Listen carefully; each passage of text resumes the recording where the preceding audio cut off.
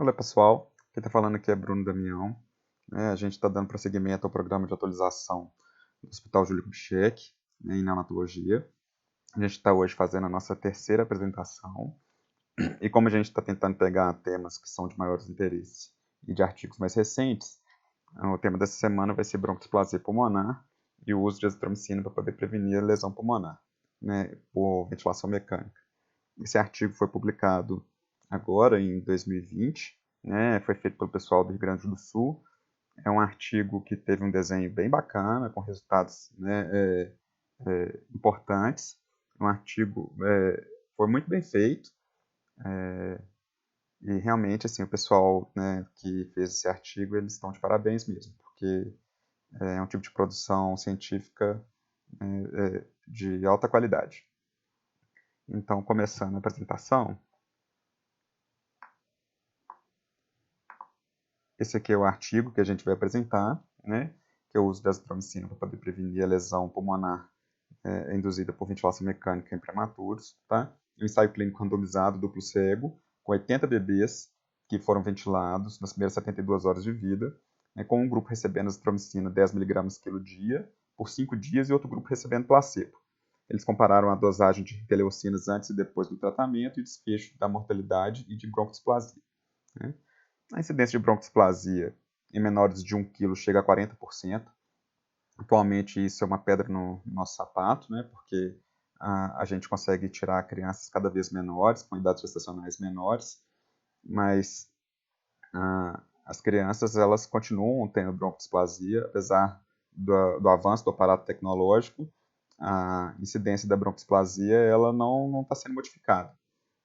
Então, o uso de alguma medicação que a gente já possui e já é de uso estabelecido e que pode ajudar a gente nesse caminho é uma boa alternativa. Pelo menos até a gente ter outras opções, a gente ter células-tronco e coisas do gênero. Tá? A broncoesplasia é multifatorial, sendo que ela é bem associada com uma necessidade maior de ventilação mecânica, de O2, deficiência de antioxidantes pulmonares e infecções.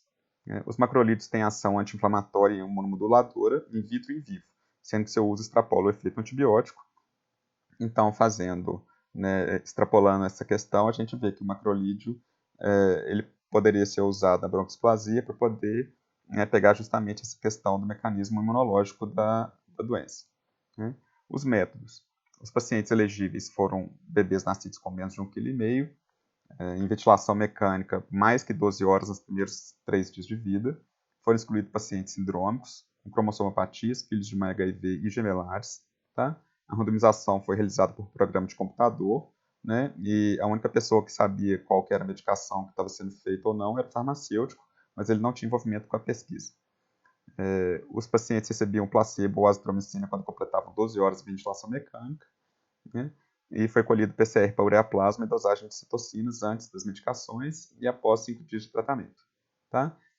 Esse quadro aqui ele mostra qual foi a variação da amostra no grupo da azitromicina e no grupo do placebo. A gente vê que foi um azar que o pessoal que fez o artigo deu, que você teve uma diferença estatisticamente significativa da idade gestacional entre os dois grupos. Infelizmente, foi uma diferença a favor da azitromicina.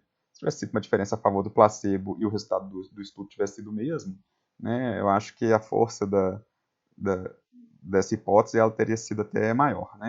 E outra questão foi o APGAR. O APGAR também teve uma diferença estatisticamente significativa, também a favor do grupo da azitromicina. Por isso, para poder fazer os dados finais, eles tiveram que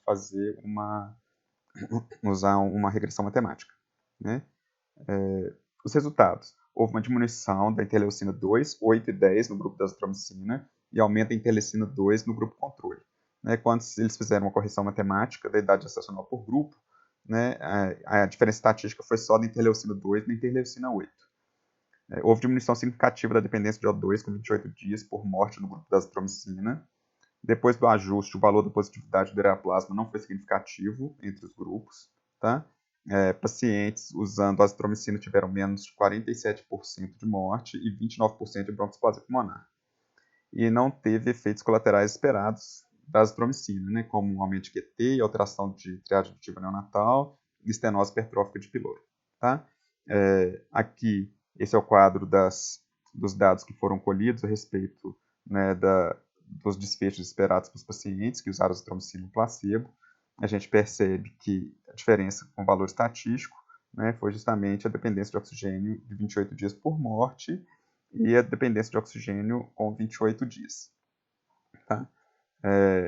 A respeito da amostra geral, né, a gente teve, né, como valor estatisticamente significativo, né, o penúltimo, que foi a dependência de oxigênio com 28 dias por morte. Tá? Então, no caso, os dados desse estudo corroboram outros achados da literatura, né, em que o aumento da interleucina é relacionado com, né, taxas maiores de broncoespasmia pulmonar. O uso da azitromicina foi benéfico, né, igual no estudo que usou 7 dias. Tá? Tem estudos que usaram azitromicina 7, estudos que usaram azitromicina 10, esse estudo usou 5, e aparentemente o efeito é o mesmo, né? Sendo que o estudo que usou azitromicina 7 dias, ele tinha um N só de 30, e o N desse estudo aqui foi bem maior. Tá? Uma meta-análise de 2014 mostrou que a azitromicina diminuiu broncoespasmia e morte. Nós vamos falar um pouquinho dessa meta-análise daqui a pouquinho, tá? Que é justamente essa meta-análise que está descrita aqui embaixo. Alguns estudos mostram a diminuição da broncoespasmia pulmonar apenas nos colonizados por ureaplasma. Né? Nesse estudo, o objetivo foi demonstrar o efeito, né, benéfico anti-inflamatório da azitromicina, independente do efeito antibiótico. Agora, tem uma questão diferente desse estudo com outros, é porque esse estudo ele fez o PCR no sangue, e outros estudos pesquisaram a colonização de ureaplasma na secreção traqueal. Né? Apesar de que a meta-análise de 2014 ela mostra um efeito a favor da azitromicina, independente da colonização ou não por ureaplasma. Né? Nesse estudo houve melhora do O2 com 28 dias por morte, mas não houve, né, melhora do uso de O2 com 36 semanas por morte. Tá? E o estudo sugere um N maior para confirmar o benefício independente da colonização por ureaplasma e da dependência de O2 com 36 semanas. Aqueles estudos, né, esses estudos foram citados, né, no artigo que a gente está apresentando. Tá? Esse aqui é um estudo que saiu da Turquia, de 2012, né, que foi um ensaio clínico também. Ele teve um N até um pouco maior do que o nosso estudo aqui do Brasil. Né? Ele fez o uso de azitromicina 10 mg por 7 dias e teve uma redução da broncoespasmia pulmonar no grupo da azitromicina. A questão desse estudo é porque foi um estudo com uma quantidade de recurso econômico menor, então a única coisa que eles avaliaram foi o desfecho morte e broncoespasmia. Eles não avaliaram, né, dosagem de interleucina e não avaliaram também a colonização de ureaplasma, o que interferiu um pouquinho na qualidade desse estudo. Né? E aquela revisão a meta-análise de 2014, que também saiu na Neonatology, né, sobre o uso da azitromicina ou outros macrolídeos para prevenção de broncoespasmia pulmonar.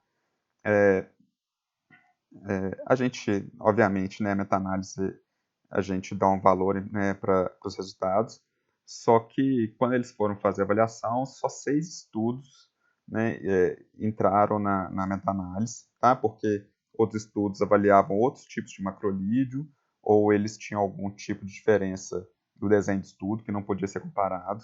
Né? A gente vê que o N total dessa meta-análise são de 469 bebês, né? Então, esses outros estudos, né, outros estudos que vieram depois dessa meta-análise, elas podem interferir nessa avaliação. Pela essa meta-análise, seria necessário 10 pacientes para tratamento para poder prevenir broncoespasmia pulmonar, né? O que, se a gente for avaliar pela nossa porcentagem de internação dentro da UTI neonatal, eu acho que é um valor aceitável, já que, por exemplo, a hipotermia terapêutica que a gente usa com muita tranquilidade, né, o número necessário para tratar é de 8, né? Estudos pequenos, metodologias diferentes, e um estudo foi responsável por... São coisas que interferiram nessa meta-análise, na verdade. A maior parte eram estudos pequenos, tá? As metodologias foram diferentes, e no final das contas, só um estudo foi responsável por 1/3 de todos os pacientes desses 469, né? E esse estudo mostrou uma diferença, né, significativa da broncoespasmia pulmonar. De qualquer forma, né, quando a gente vê aqui, né,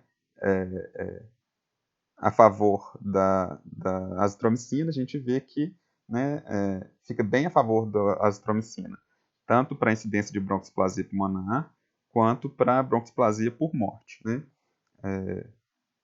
Sendo assim, a gente vê que a